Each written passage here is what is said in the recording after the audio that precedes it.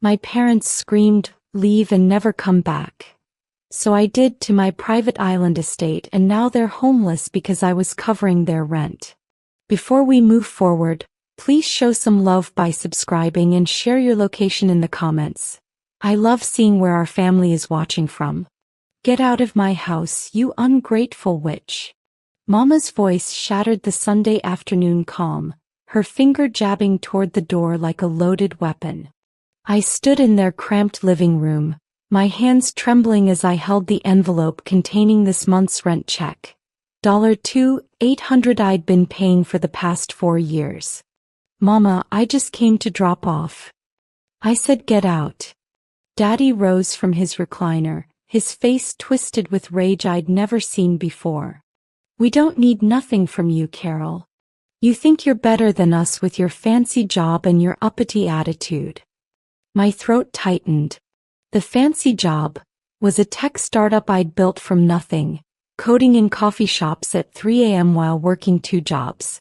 The uppity attitude was me asking them not to invite my ex, Alec, to family dinners anymore after he cheated on me with my cousin. "Leave and never come back." Mama screamed, and I watched Daddy nod in agreement, his eyes cold and distant. Something inside me cracked clean open. Not my heart, that had been breaking slowly for years. No, this was different. This was clarity. "Fine," I whispered, setting the envelope on their coffee table. The paper felt heavy with 4 years of sacrifice, of choosing their comfort over my own dreams, of shrinking myself to fit their expectations. I walked to the door, my designer heels, bought after my first major contract, clicking against their worn linoleum. At the threshold I turned back one last time. They were already ignoring me, Mama picking up her phone, Daddy settling back into his chair. I didn't know it yet, but I'd never walk through that door again. My hands shook on the steering wheel of my Mercedes as I drove away, their apartment building shrinking in my rearview mirror. They had no idea. None. Mama thought I worked some computer job making decent money. Daddy assumed I was barely scraping by because I never flaunted anything around them. The truth? I was worth $43 million. My tech company, Streamline AI, had exploded in the past 18 months. We'd revolutionized inventory management for major retailers, and 3 months ago, a venture capital firm had bought 60% of my shares. The offer was obscene. I'd accepted it, then done something crazy. I'd bought an island. Not a vacation timeshare. An actual private island off the Carolina coast. 15 acres of pristine beauty with a renovated estate, guest houses and a private dock. Cost? $8 million, paid in cash. I'd planned to surprise my family with a vacation there next month. A thank you for believing in me. What a joke. My phone buzzed. My best friend Tamara's name flashed across the screen. "Girl, you okay? Your location says you're driving toward the coast." "I'm going home, Tam. My real home." "Wait, what happened?" I told her everything. The screaming, the humiliation, the years of silent sacrifices they'd never acknowledged. How I'd been covering not just their rent, but Daddy's car payment, Mama's credit cards, my brother Jamal's tuition. "Carol, they don't know about the money? They know I help out. They don't know I'm the only reason they haven't been evicted 6 times. Tamara's sharp intake of breath said everything. "What are you going to do?" I merged onto the coastal highway, my jaw set with new determination. Exactly what they told me to do. Never come back. The boat sliced through dark water, carrying me toward the twinkling lights of my sanctuary. Captain Morrison, who managed the island's maintenance, stood at the helm, his weathered face creased with concern. "Miss Carol, you weren't supposed to arrive until next weekend. Everything all right?" "Change of plans, Captain. I'm staying indefinitely." The estate materialized from the darkness like something from a dream. 12,000 square feet of modern architecture blended with coastal charm, floor-to-ceiling windows, wraparound porches, An infinity pool that seemed to spill into the ocean. Solar panels and wind turbines made it completely self-sufficient. I'd named it Serenity Point in a moment of hopeful irony. Now it felt like a fortress. My property manager, Diana Gibson, waited at the dock, her tablet glowing. "Carol, I wasn't expecting. Are you okay? You look homeless," I finished bitterly. "Technically, I just got kicked out of my parents' house." Diana's eyes widened. "But you don't live." "I know." I brushed past her, my heels clicking on the custom stonework path. "Can you have my things brought from the penthouse? I'm done with the mainland for a while." Inside, the estate was exactly as I'd designed it. Minimalist luxury with warm touches. African art from my heritage decorated the walls. Smart home technology I'd programmed myself controlled everything. The master suite overlooked the private beach where bioluminescent plankton glowed in the surf. I collapsed onto the California king bed, still in my Sunday dress, and finally let myself cry. Not sad tears, angry ones. Cleansing ones. My phone buzzed again. Jamal, my younger brother. "Sis, what the hell did you do? Mama's losing it, saying you disrespected her in her own home." I stared at the message, my tears drying into something harder. "Time for some truths. Jamal, did you know I pay their rent?" I typed back, my fingers steady now. 3 dots appeared, disappeared, appeared again. "Wait, what?" "I thought the landlord cut them a deal after Daddy's accident." My laugh was sharp and bitter. Daddy's accident was 3 years ago. A minor fender bender he'd milked into permanent disability that somehow never prevented him from playing golf twice a week. "There's no deal. I pay $2,800 monthly. Have been since you started college." "Carol, that's insane. Why didn't you tell me?" "Because Mama made me promise not to. Said it would embarrass Daddy if people knew he couldn't provide." I sent him my bank statements, redacted, but showing 4 years of payments to their landlord, $134,400 total. His response came in a voice note, his words tumbling out in shock. "They've been telling everyone you're selfish. That you got your little job and forgot where you came from. Mama literally told Auntie Rochelle last week that you never helped the family." The betrayal cut deeper than the screaming had. I'd been silent about my generosity because they'd asked, and they'd weaponized my silence against me. A new text appeared. "My cousin Shanice, heard you stormed out of Sunday dinner. Real mature, Carol. Family's supposed to come first." Shanice, who'd slept with Alec, then blamed me for not keeping my man satisfied. Who'd borrowed $5,000 from me 2 years ago for emergency surgery that turned into a trip to Cancun. I created a group chat. Jamal, Shanice, my Aunt Rochelle, Uncle Deshaun, and my grandmother, Big Mama, the only one who'd always seen through the family's BS. Then I attached a document. 4 years of financial records.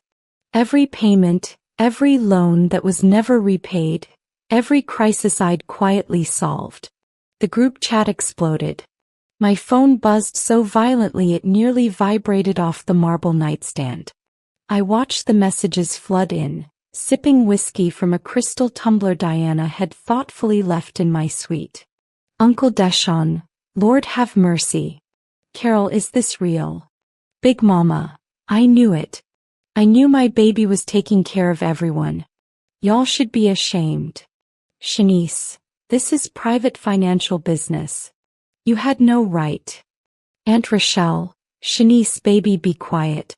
Carol, honey, we had no idea." Jamal sent a private message. "I feel sick. They really let you take care of everything while talking trash about you." My fingers moved across the screen with surgical precision. "Mama made me promise to keep it quiet. Said Daddy's pride couldn't handle charity. I honored that promise while they told everyone I abandoned the family. I'm done being silent. Another group text came through, this one from Mama herself, clearly panicked that her narrative was crumbling. Family business should stay private. You're making us look bad, Carol. This is so disrespectful. I laughed so hard I nearly choked on my whiskey. Making them look bad? What's disrespectful? I typed slowly, deliberately. Is screaming at your daughter to leave and never come back when she's been keeping a roof over your head for 4 years.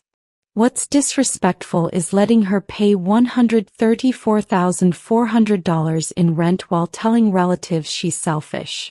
I'm not making you look bad, Mama. I'm just finally letting people see the truth. Big Mama's response was immediate. Carol, where are you, baby? Somewhere I should have been all along.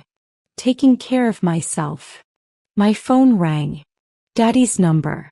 I stared at it, watching it ring once, twice, 3 times. Then I did something I'd never done before. I declined the call. The silence that followed felt like power. Monday morning arrived with Carolina sunshine flooding through floor-to-ceiling windows. I woke to the sound of waves and seabirds, not alarm clocks or traffic. For the first time in years my chest felt light. Diana knocked softly on my sweet door, bringing fresh coffee and croissants from the island's kitchen. Your attorney called. Said it's urgent regarding property management. I'd forgotten. The rental property wasn't in my parents' names, it was in mine. I'd purchased the entire building 2 years ago when the previous landlord threatened eviction. My parents never knew. They sent rent checks to Morrison Property Management, Captain Morrison's wife, Linda, who I'd hired to handle the transaction discreetly. Tell Richard I'll call him back in an hour. My phone showed 47 missed calls. Mama, Daddy, Shanice, various relatives I barely spoke to. And one from Alec, my ex, with a text. Heard you came into money. We should talk. I blocked his number without reading further. Richard Gibson, my attorney and Diana's husband, answered immediately. Carol, we need to discuss the Harrison Street property. Your parents' rent check bounced. What? I sat up straighter. I gave them this month's check yesterday. They tried to cash it an hour ago. Your mother called the bank, screaming about frozen accounts. Ice water flooded my veins. I didn't freeze anything. No, but the check you wrote them yesterday was from your personal account, which they can't access. They'd been directly depositing your previous checks. This time they tried to forge your signature and deposit it themselves. The coffee turned bitter in my mouth. They tried to commit bank fraud? The bank flagged it immediately. Carol, here's the real issue. Their actual rent is due Friday. Without your payment, they get evicted. The words felt surreal. How long before that happens? 3 days after non-payment. The property manager, Linda Morrison, has to follow standard procedures. I looked out at the ocean, its endless blue suddenly feeling like a moat protecting a castle. Richard, what happens if I don't pay? I lasted 6 hours before guilt gnawed through my anger. By dinner time I called Mama. She answered on the first ring. Carol, Monique Harris, you get back here right now. The bank is saying we committed fraud. They're threatening to press charges. Mama, you tried to forge my signature. It's family money. You gave it to us. I wrote you a check. You were supposed to deposit it normally, not try to cash it under my name. My voice stayed eerily calm. And it's not family money. It's my money that I was giving to family. Was. Her voice cracked. Baby, what are you saying? I'm saying you told me to leave and never come back. I'm respecting your wishes. Daddy's voice boomed in the background. Let me talk to her. Shuffling sounds, then his gruff tone filled my ear. Carol, you're being childish. So we had an argument. Family fights. You don't abandon your people over one disagreement. One disagreement? My laugh was sharp. Daddy, you've called me uppity for 2 years. Mama's been telling everyone I'm selfish while I paid your bills. You invited my cheating ex to dinner after I begged you not to. And yesterday you both screamed at me like I was garbage. We were upset. You disrespected us by bringing up Alec. I asked you not to invite him. That's not disrespect. That's a boundary. Boundaries.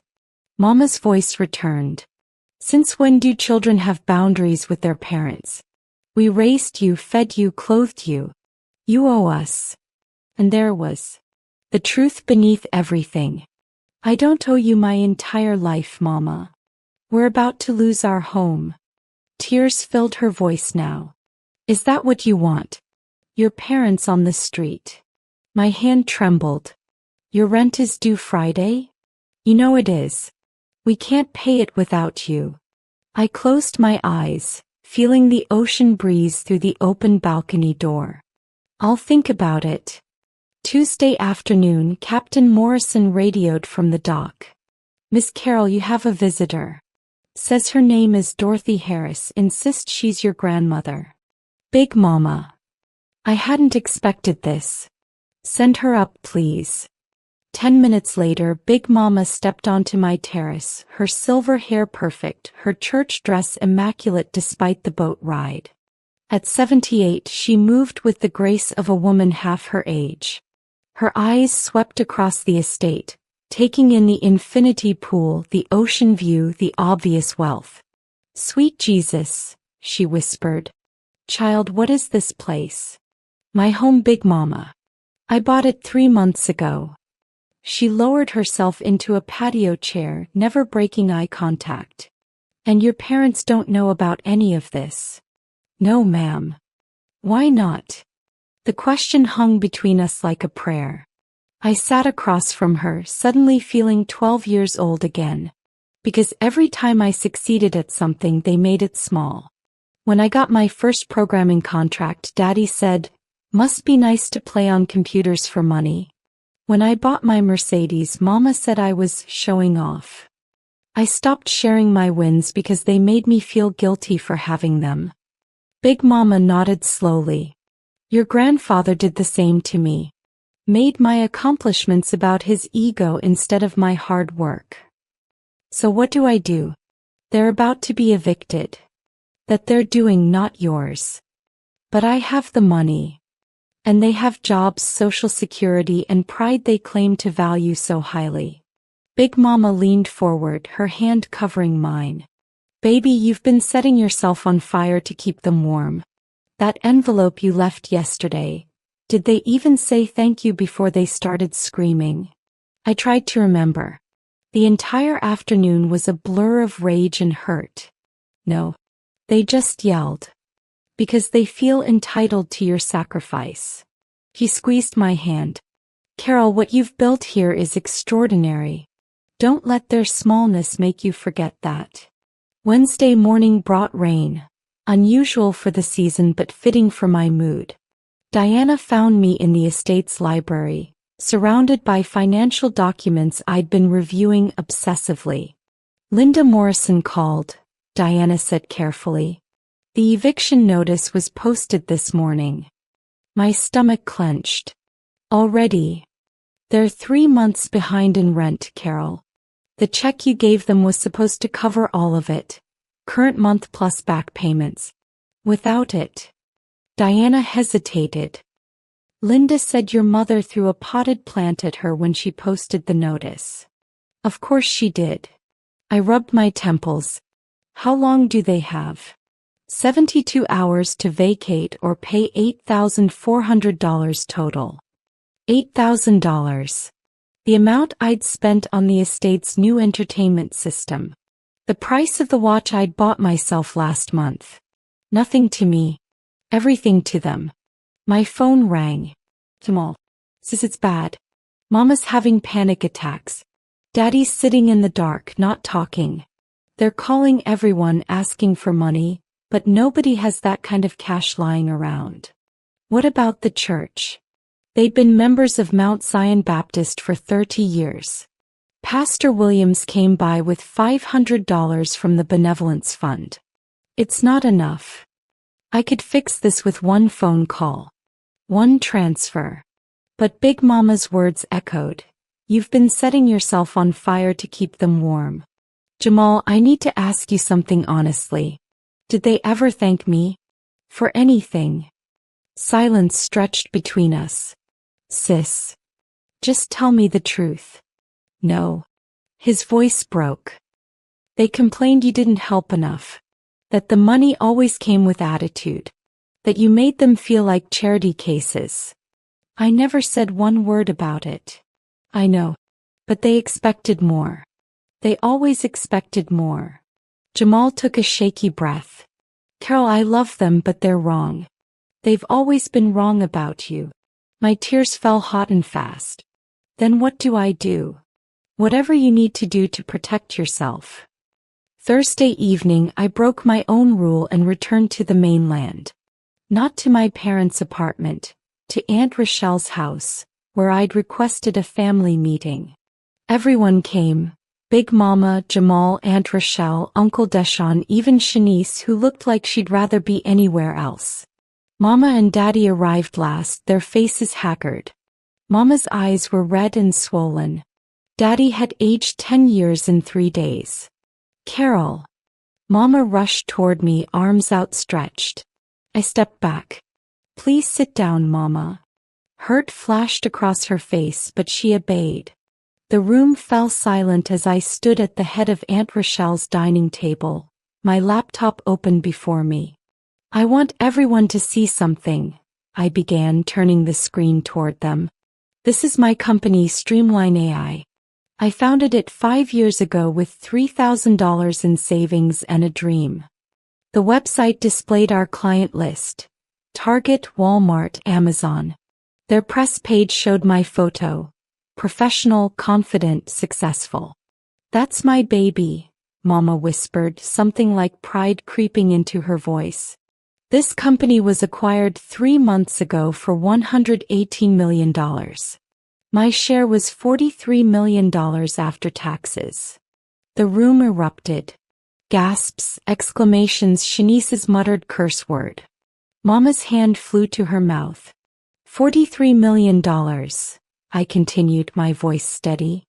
Enough to buy a private island, which I did. Enough to never work again, though I still consult. Enough to pay your rent for the next 100 years without feeling it. Daddy found his voice. Then why? Why am I letting you face eviction? I smiled without warmth. Because for 4 years I paid your bills while you called me selfish. I stayed silent about my success while you made me feel guilty for having nice things. I kept giving while you kept taking, and I never once heard, thank you.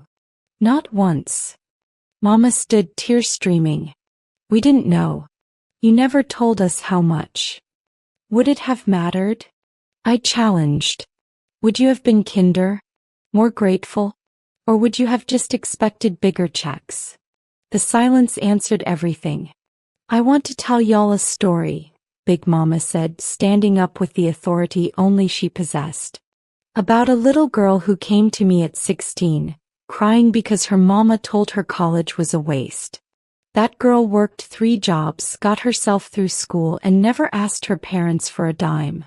That same girl sent money home anyway, every month, even when she was eating ramen for dinner. Big Mama. Mama tried to interrupt.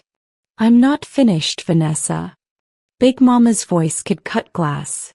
That girl's daddy had an accident that gave him a limp. Not a disability. But he found a lawyer who got him paid for permanent injury, while he played golf and fixed cars for neighbors under the table. That girl's mama chose to work part-time instead of full, claiming she deserved rest at 55, while her daughter worked 80-hour weeks. I hadn't known Big Mama knew all this. Tears burned behind my eyes. And when that girl, my grandbaby, finally built something extraordinary, y'all made her feel like she had to hide it. Like success was shameful. Like she owed you her dreams as payment for raising her, which was your job as parents. We gave her life. Daddy shouted.